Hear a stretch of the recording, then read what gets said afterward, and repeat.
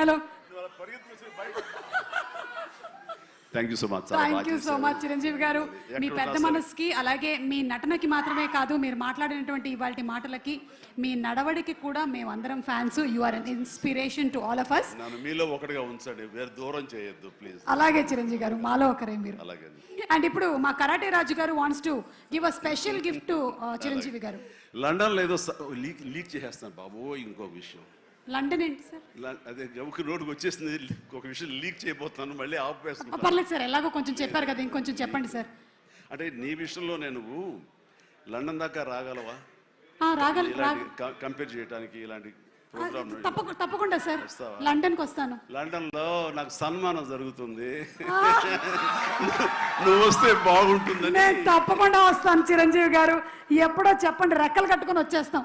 రెక్కలు కట్టు కాదు, ఫ్లైట్ లో రా, టికెట్ నువ్వే పెట్టుకో, నీది టికెట్. నేను ఇంకా లండన్ అంటే వ్యాక్స్ స్టాచ్యూ ఏమైనా తయారు చేస్తున్నారేమో అనుకున్నాను.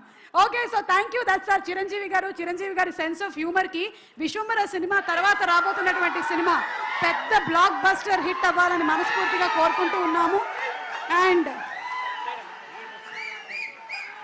Once again special thanks to Chiranjeevi garu and the complete team. February 14 theatres లో కలుద్దాము.